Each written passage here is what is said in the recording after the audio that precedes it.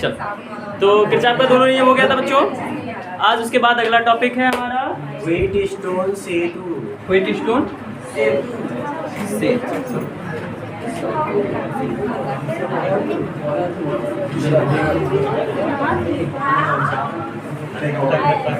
बहुत ध्यान देंगे बच्चों, शांति से, शांत रहो भाई।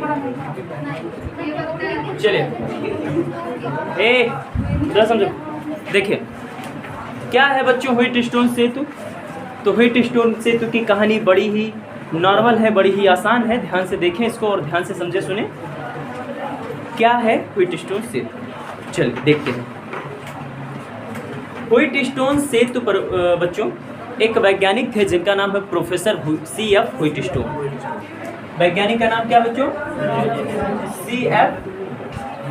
Wheat stone. उन्होंने अपना नाम पत्थर रख लिया था, पता नहीं क्यों ये नाम पड़ा था, पर यही उनका नाम था C.F. Wheat stone. उनके माता पिता मिले तो पूछूं कि क्यों उनका नाम C.F. Wheat stone. हो सकता है स्टोन कास्ट हो, कुछ भी हो सकता है। मुझे भी आपके लिए पूछ लेते। नहीं, C.F. इसका खाली नाम शॉर्ट। C.F. व्हीट स्टोन बच्चों वैज्ञानिक का नाम था, प्रोफेसर C.F. Wheat stone. इन्होंने एक बहुत गजब का परिपथ बनाया और इस परिपथ की मदद से आप लोग क्या करते हैं बाबू, जटिल से जटिल परिपथ का प्रतिरोध ज्ञात कर सकते हैं। समझ में आया जी। व्हीट स्टोन सेतु क्या है? तो प्रोफेसर C.F. व्हीट स्टोन ने एक विशेष प्रकार के परिपथ का आविष्कार किया जिसकी सहायता से आप बहुत जटिल से जटिल परिपथों का प्रतिरोध सरलता से ज्ञात कर सकते हैं। समझ में आया? यानी अगर कोई पूछे कि व्हीट स्टोन सेतु का कार्य क्या है, तो आप कार्य में कहेंगे जटिल परिपथों से प्रतिरोध ज्ञात करना। जटिल परिपथों से प्रतिरोध ज्ञात करना बच्चों। अगर जटिल परिपथों से प्रतिरोध ज्ञात करने के लिए कोई उपकरण है हमारे पास, तो वो है बच्चों व्हीट स्टोन सेतु। समझ में आया?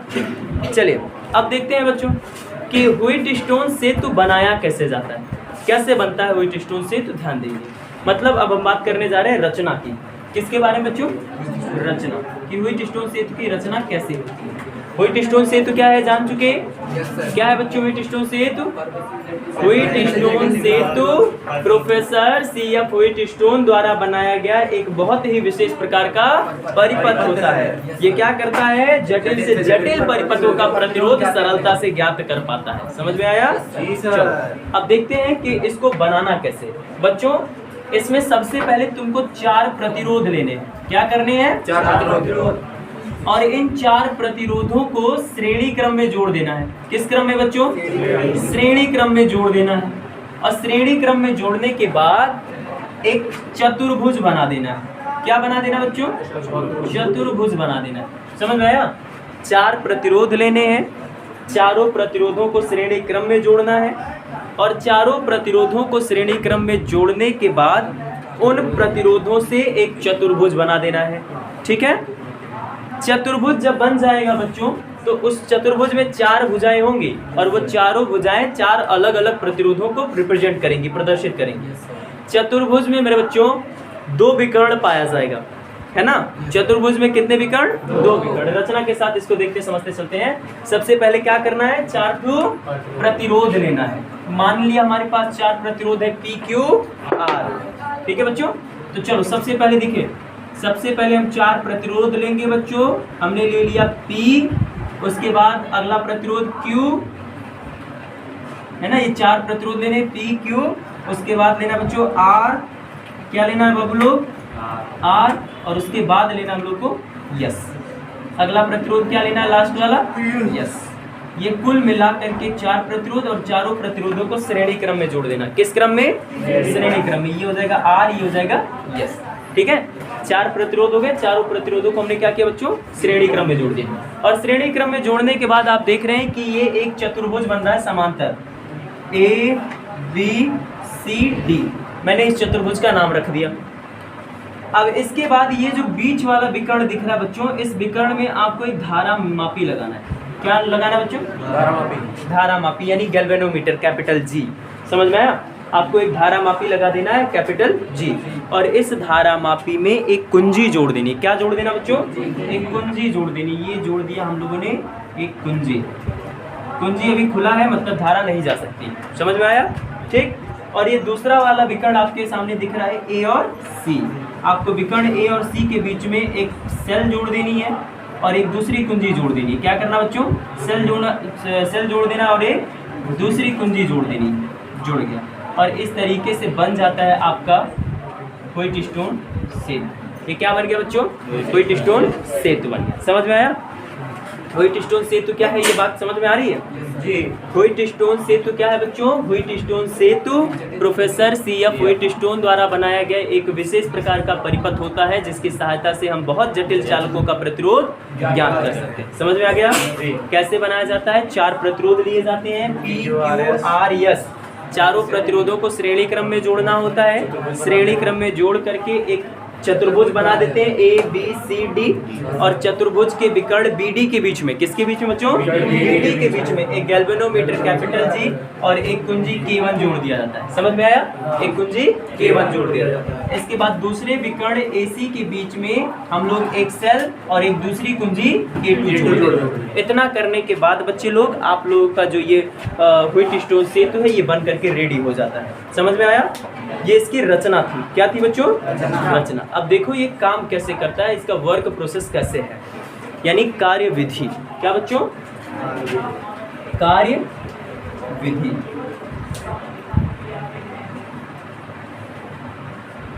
ध्यान देंगे कार्य विधि कैसे होनी है इसकी। कार्य विधि का भी मामला बड़ा सहज है, बड़ा सिंपल है, ध्यान दे करके समझेंगे। देखिए सबसे पहला काम आप लोगों को करना बच्चों कि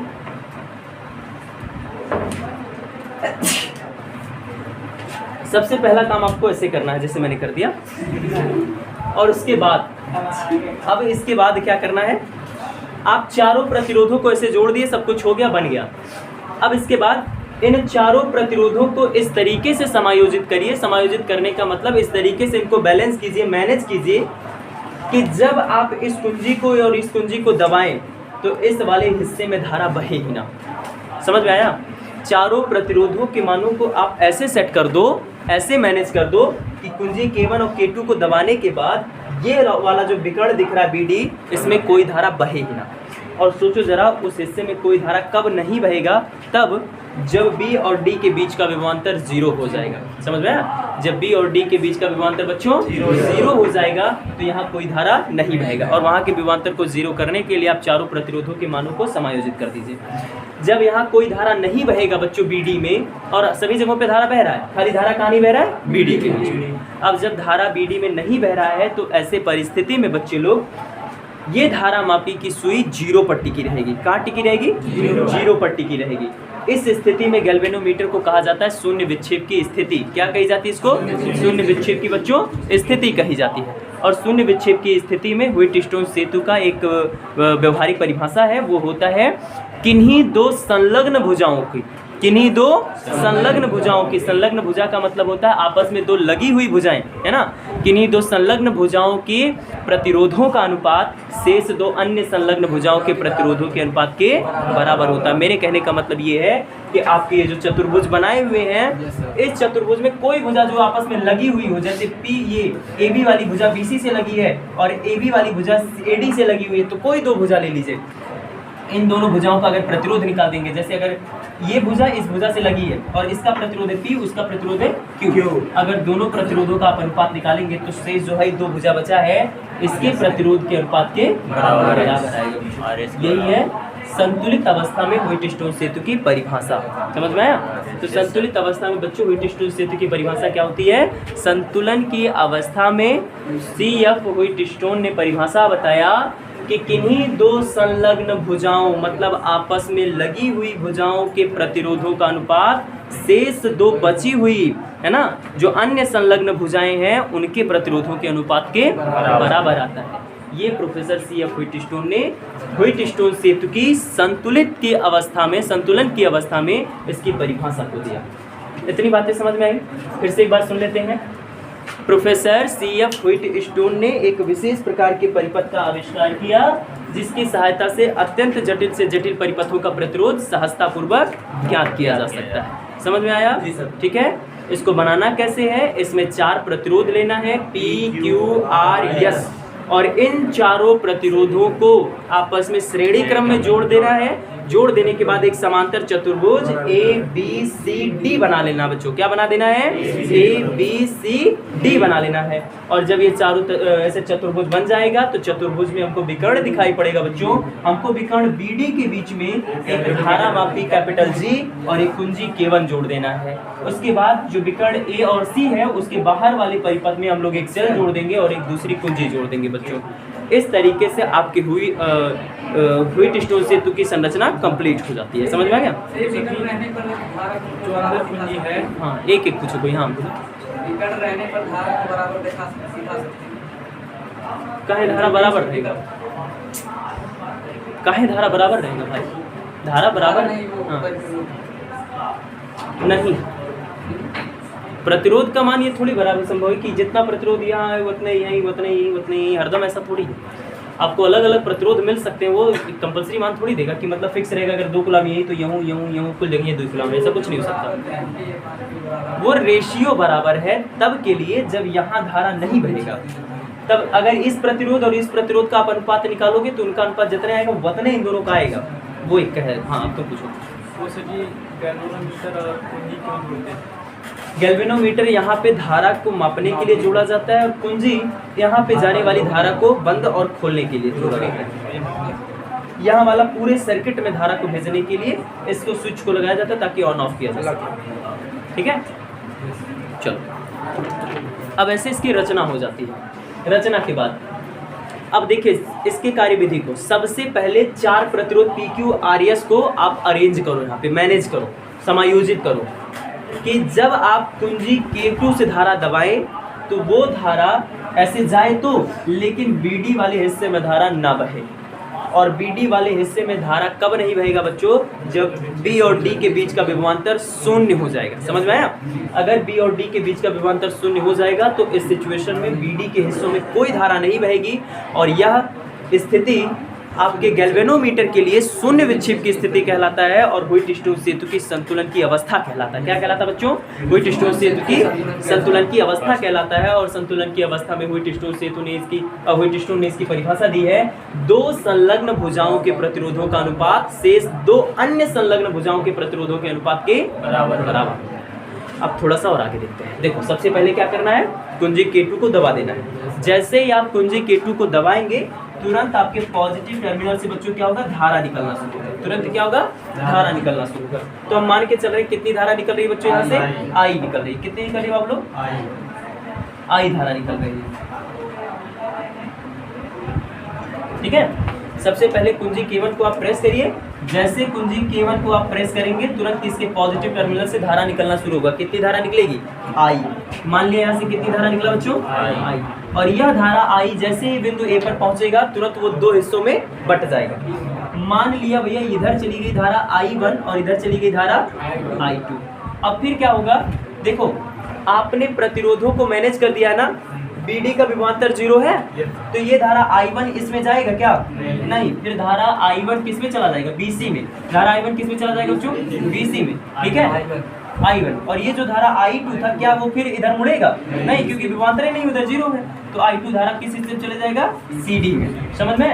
और इस तरीके से यहाँ से I1 और यहाँ से I2 मिल करके फिर यहाँ धारा बन जाएगी I और वो निगेटिव टर्मिनल में जाकर के प्रवेश कर जाएगा। इस प्रकार से बच्चों यहाँ पे धारा प्रवाह होता है। अब जरा ध्यान देंगे क्या चीज? व्हिटस्टोन सेतु के संतुलन की अवस्था में धारा जा ही नहीं सकता। अब जरा देखिए भाई, अब हमें प्रूफ करना है कि संतुलन की अवस्था में ये P/Q का मान R/S के बराबर होगा। प्रूफ करना है, चलो कर देते हैं। तो प्रूफ करने के लिए सबसे पहले अगर आप ध्यान से देखें तो आपके सामने 2 बंद पास नजर आएंगे A, B, D, A में।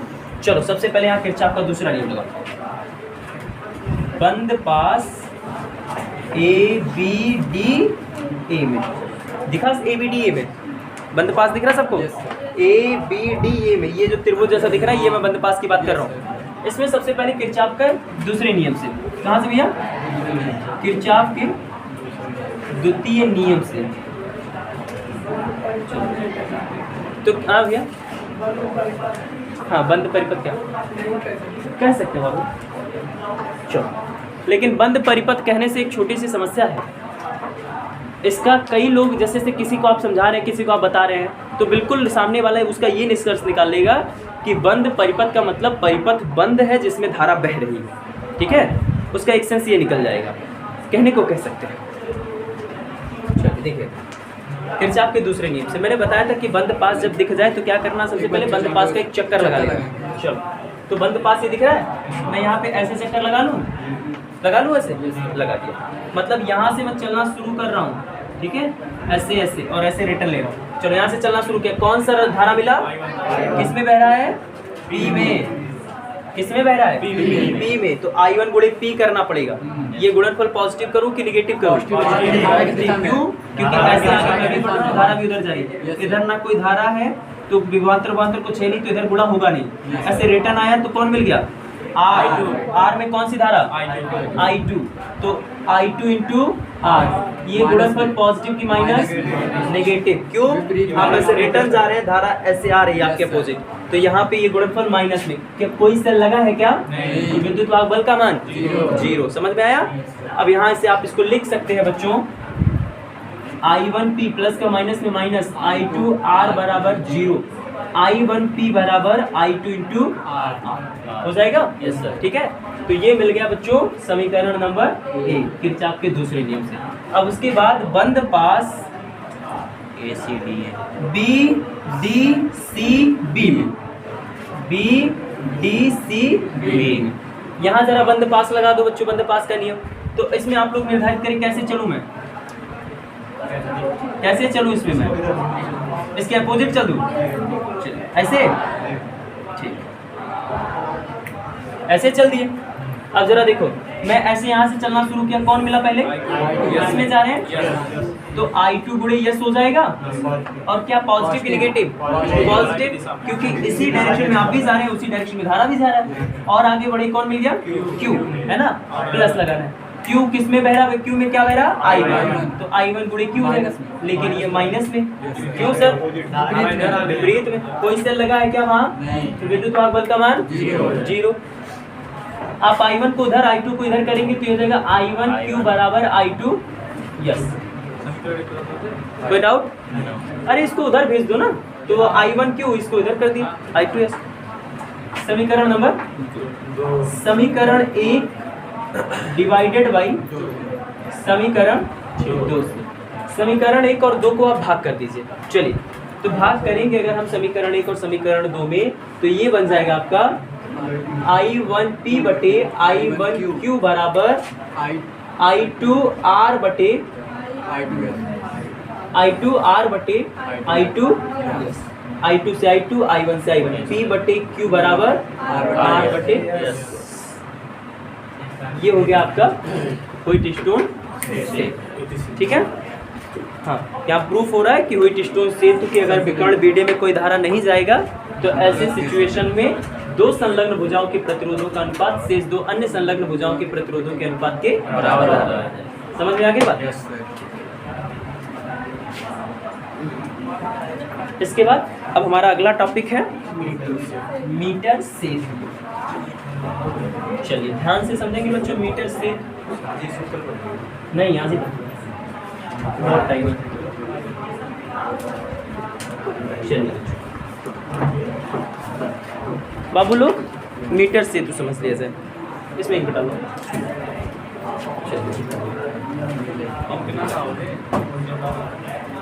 नहीं कोई चुंगम चिपका देता है, कहाँ है ये सब गन्नावर वाला काम करते हैं यार? वो ड्रेस खराब हो जाता होगा कि नहीं खराब होता होगा? सही कह रहे हैं, वो छूटता भी नहीं है फालतू का, वो सब मत किया करो यार। वैसे एक आध बार हो जाए तो हो जाए, बार बार नहीं करना चाहिए, उससे ड्रेस खराब हो जाता है। चलो मीटर से अब कोई पकड़ में आ जाए ना तो फिर बताओ मुझे, उसके बालों में पूरे क्लास भर चिलगम खा करके चिपकाएंगे। दाढ़ी मूछ सब में चिपकाएंगे हम लोग। हाँ तो ये लड़कियां नहीं है। चलो सुनिए, मीटर सेतु क्या है भाई? पहली चीज तो ये, मीटर सेतु व्हीट स्टोन सेतु के सिद्धांत पर कार्य करता है। पहले ये चीज जान लीजिए, मीटर सेतु किस सिद्धांत पर भैया? व्हीट स्टोन सेतु के सिद्धांत पर काम करता है। ये इंपॉर्टेंट बात है, ध्यान रखिएगा। जो आपका मीटर सेतु ये किस सिद्धांत पर काम करता है बच्चों? व्हीट स्टोन सेतु के सिद्धांत पर काम करता है। समझ में आया? मीटर सेतु किस सिद्धांत पर काम करेगा बच्चों? व्हीट स्टोन सेतु के सिद्धांत पर काम करता है। अब इसमें देखते हैं रचना। सिद्धांत समझ में आ गया? अब इसमें रचना देखो, कैसे इसको बनाना है बच्चों, ध्यान देते हैं। देखिए, प्रोफेसर CF व्हीट स्टोन ने जो रचना बनाया था अपना, वैसे ही जैसे वहाँ काम कर रहा है कि अगर व्हीट स्टोन सेतु संतुलन की अवस्था में है तो दो संलग्न भुजाओं के प्रतिरोधों का अनुपात शेष दो अन्य संलग्न भुजाओं के प्रतिरोधों के अनुपात के बराबर होता है। उसी आधार पर ये भाई एकदम काम करता है। समझ में? एकदम सेम टू सेम उसी पैटर्न पर काम करेगा कि यहाँ भी दो संलग्न भुजाओं के प्रतिरोधों का अनुपात शेष दो अन्य संलग्न भुजाओं के प्रतिरोधों के अनुपात के बराबर। समझ में आया? तो ये उसका सिद्धांत हो गया। अच्छा, एक चीज और देखते हैं कि ये कार्य क्या करता है ना? ये कार्य क्या करता है? तो बच्चों इसका कार्य बड़ा सहज है। ये अज्ञात चालक का प्रतिरोध बताता है। क्या करता है भैया? अरे क्या कैसे लिखा है? अज्ञात चालक का प्रतिरोध। ठीक है, ठीक है बच्चे लोग, ये क्या करता है? अज्ञात चालक का प्रतिरोध ज्ञात करता है। जैसे अज्ञात चालक का मतलब क्या है? जैसे भाई दबे मान लिया कि जैसे यही वायर है, ठीक है, ये वायर है। अब मैं कह देता हूँ आपसे कि इतना बड़ा वायर काट के मैंने दे दिया। अब मैंने आपसे पूछ लिया, बताओ इस वायर का प्रतिरोध कितना है? तो प्राण पक्षी उड़ जाएंगे। ना तो इसका विशिष्ट प्रतिरोध पता है, ना तो इसकी मोटाई पता है, ना तो अनुप्रस्थ काट का क्षेत्रफल पता है, ना तो सर जी इसकी लंबाई पता है। तो प्रतिरोध निकालूंगा कैसे? रो बराबर RA/L से कैसे निकलेगा? तो ये इसका प्रतिरोध ये मशीन बताएगा। ठीक है, इसका प्रतिरोध कौन बताएगा? ये मशीन बताएगा। कैसे भैया? कैसे क्या होना है इसमें? आओ देखते हैं। तो पहले ये दो चीज समझ में आ गई है ना? और रजनीश खड़ा बता, मीटर सेतु किस सिद्धांत पर काम करता है? मेरी तरफ देख करके, मेरी तरफ कार्य करता है। क्या करता है ये?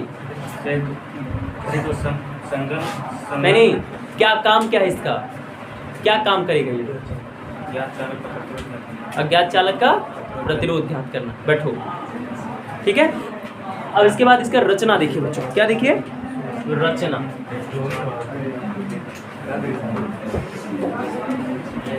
चलिए ध्यान रखेंगे बच्चों, ध्यान दीजिए। इसमें बच्चे लोग मैग्नीन का या कॉन्स्टेंटम का, किसका? मैग्नीन का या कॉन्स्टेंटम का 1 मीटर लंबा वायर होता है।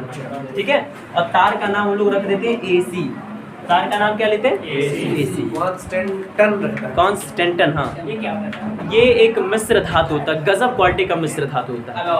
हाँ, जैसे अगर सबसे बेस्ट मेटल के बारे में कहा जाए तो चांदी है। सबसे बढ़िया जो धारा का सुचालक होता है वो क्या होता है? चांदी होता है। उसी तरीके से अगर सबसे बेस्ट मिश्र धातु के लिए बात किया जाए तो आपका कॉन्स्टेंटन होता है, या फिर आपका ये क्या नाम है? मैग्नीन होता है। तो मैग्नीन का या कॉन्स्टेंटन का सबसे बेस्ट क्वालिटी का ये मिश्र धातु होता है, और ये मिश्र धातु लिए जाते हैं। और इसकी लंबाई बच्चों तय रखी जाती है 1 मीटर। पूरी इसकी लेंथ कितनी होती है? 1 मीटर। तो इसमें मैग्नीन अथवा कॉन्स्टेंटन का 1 मीटर लंबा तार AC लिया जाता है। समझ में आया? अब ये जो तार रहता है, इस तार को हम लोग बच्चों, अच्छा पूरे तार का अनुप्रस्थ काट का क्षेत्रफल एक समान रहता है, अलग अलग नहीं रहता। इस तार के सिरों को बच्चों A और C को हम लोग क्या कहते हैं? यल आकार में मुड़ी हुई तांबे की 2 पत्तियां होती हैं। क्या होती है बच्चों? यल आकार में मुड़ी हुई तांबे की 2 पत्तियां, जैसे कि मैं संरचना में बना रहा हूँ। ठीक है, ऐसी यल आकार में मुड़ी हुई तांबे की 2 पत्ती है। इन्हीं पत्तियों के साथ संरचना के अनुसार कनेक्ट कर दिया जाता है। जैसे चित्र में मैं कनेक्ट कर रहा हूँ ना, ऐसे इनको कनेक्ट कर दिया जाता है। ये C है, ये A है। ठीक है, ऐसे इनको क्या किया जाता है? कनेक्ट कर दिया जाता है। तांबे की ये जो बीच में रिक्ति रहती है, यहाँ तांबे की एक अन्य सीधी पत्ती लगाई जाती है। क्या किया जाता है बच्चों? तांबे की एक अन्य सीधी पत्ती लगा दी जाती है। ठीक है, ये लग गई भाई साहब अपने तांबे की एक अन्य सीधी पत्ती। वो रुका कैसे? वो ये पूरा सिस्टम ऐसे लकड़ी के बोर्ड पर कसा जाता है। जैसे ये बोर्ड है तो इसी बोर्ड पर ऐसे तांबे की आकार में पत्ती कसी रहेगी, बीच में यहाँ कसा रहेगा, ऐसे यहाँ कसा रहता है, ये लकड़ी पर कसा रहता है, ऐसे इसको कस दिया जाता है। इसके बीच में बच्चों यहाँ पे मिड पॉइंट में एक पेंच लगी होती है, कैपिटल डी। इस पेंच में हम लोग एक धारा मापी जोड़ते हैं जो कि संट युक्त धारा मापी होता है। क्या होता है बच्चों? संट युक्त धारा मापी होता है। अब इस संट युक्त धारा मापी के नीचे वाले तारों में हम लोग क्या करते हैं, जौकी जोड़ देते हैं। क्या जोड़ देते हैं बच्चों? जौकी जोड़ देते हैं, और उस जौकी को तार एसी पर टच कर देते हैं। जौकी को क्या करते हैं बच्चों? तार एसी पर टच कर देते हैं। जौकी जो होती है ये एक सरकने वाली कुंजी होती है, जिसे आप लोग सर्पी कुंजी कह सकते हैं। समझ में आया? ठीक है, ये पूरे तार पर ए से लेकर के सी तक कहीं भी सरका करके पहुंचाई जा सकती है। उसके बाद ध्यान दीजिएगा, हम एक प्रतिरोध बॉक्स लेते हैं जो यल आकार की पहली पत्ती और सीधी पत्ती के बीच में प्रतिरोध बॉक्स को लगा दिया जाता है। क्या करते हैं बच्चों? प्रतिरोध बॉक्स लेते हैं और प्रतिरोध बॉक्स को यल आकार की पहली सीधी पत्ती और दूसरी से यल आकार की पत्ती और सीधी पत्ती के बीच में कनेक्ट कर दिया जाता है, प्रतिरोध बॉक्स को चित्र के अनुसार। और उसके बाद जिस चालक का तुमको प्रतिरोध ज्ञात करना है उस चालक को हम लोग यहाँ कनेक्ट कर देते हैं। समझ में आया? मान लिया यस को ज्ञात करना है, अज्ञात चालक का नाम मान लिया क्या है बच्चों? यस। समझ में आया? उसको यहाँ कनेक्ट कर देते हैं। अब इतना करने के बाद हम लोगों को क्या करना होता है, तार के सिरों ए व सी के बीच में एक बैटरी जोड़ देनी होती है। क्या जोड़ना होता है बच्चों? बैटरी जोड़ देनी है और एक कुंजी लगानी है, और उसके बाद यहाँ एक धारा को कंट्रोल करने के लिए धारा नियंत्रक जोड़ देना। क्या करना बच्चों? धारा का नियंत्रण करने के लिए उपकरण जोड़ दिया जाता है, धारा नियंत्रक आरएच कुंजी की, और ये आपकी बैटरी पी। समझ में? हाँ, अरे उससे कोई बहुत विशेष फर्क नहीं पड़ता है, उसका पोजीशन चेंज कर दोगे तो इससे कोई फर्क नहीं पड़ता। ठीक है,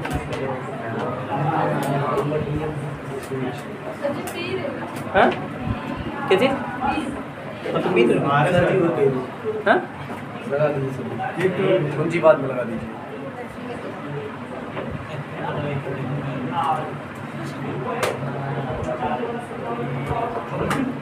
ठीक है, हालांकि बुक में कुंजी पहले लगाया होगा, आरएच को बाद में किया होगा। ठीक, चलो उससे बहुत विशेष फर्क नहीं। धारा कंट्रोल करने के लिए लगाना पड़ेगा। एसी में जो धारा बहेगी वो बहुत ज़्यादा हीट ना हो, गर्म ना करे, उसमें तमाम चीज़ों के लिए कंट्रोल के लिए लगाए। अच्छा, ये बात बताओ, मैं समझ नहीं पाता हूँ, कोई उपकरण सही ढंग से चाहते हो काम कर जाए? नहीं, मुझे तो नहीं लगता, तुम लोगों से उम्मीद नहीं है कि पंखा चल रहा है सर पत्ती ना लगाए पंखा में। हराम खोर, इसमें तुमको दिक्कत क्या है? तभी तो चलेगा पंखा। इसमें लगाया ही नहीं। कौन वो लाल मार्टे नहीं देखा? कहाँ तू देखा तू? आरे से देखी, नीचे नहीं लगाया। अदृश्य लैग्रांज सेल का इन्होंने प्रयोग किया भाई साहब, और वहाँ संचायक सेल का प्रयोग किया गया है। यहाँ पे देखो ठीक है, सेलों में भी जैसे एक सेल होता है जो धारा रुक रुक करके देती है, एक सेल लगातार धारा देती है। चलो ध्यान दीजिए भाई, तो ये हो गया। ठीक, इस तरीके से इसकी रचना कंप्लीट हो जाती है। रचना कैसे हुई है बच्चों? बड़े आसानी से हुई है। देखो, सबसे पहले यहाँ पे आप लोगों को क्या करना है, एक मैग्नीन या कॉन्स्टेंटम का 1 मीटर लंबा वायर एसी लेना है। ले लिया। तार के सिरों ए व सी के बीच में एल आकार की मुड़ी हुई तांबे की 2 पत्तियां होती हैं, उन्हीं पत्तियों के साथ आपको इस वायर को कनेक्ट कर देना है। उसके बाद ये एल आकार की मुड़ी हुई पत्तियों के बीच में रिक्त स्थान होता है, यहाँ तांबे की एक सीधी पत्ती लेनी है। इसके मिड वाले पेज से एक संयुक्त धारा मापी को जोड़ करके इस तार एसी पर एक जॉकी उसी गैल्वेनोमीटर से जोड़ते हुए टच कर देनी है, जो कि यहाँ से यहाँ तक सरकने के लिए पूरी तरीके से फ्री होती है। ठीक है, इसके बाद क्या करना है, आपको पहले तांबे की मुड़ी हुई पत्ती और सीधी पत्ती के बीच में एक प्रतिरोध बॉक्स कैपिटल आर ऐड कर देना होगा। उसके बाद जिस अज्ञात प्रतिरोध का मान निकालना है वो सीधी पत्ती और दूसरी एल आकार की मुड़ी हुई पत्ती के बीच में कनेक्ट कर दिया जाता है। और उसके बाद तार के सिरों ए व सी के बीच में एक बैटरी B1, एक धारा नियंत्रक आरएस तथा एक कुंजी कैपिटल के जोड़ दिया जाता है। इतना करने के बाद आपकी पूरी तरीके से रचना कंप्लीट हो जाती है। अब बस इसका प्रयोग करना है कि धारा इसमें कैसे बहे और इस प्रतिरोध का मान हमारे सामने कैसे आएगा, मतलब कार्यविधि देखते हैं।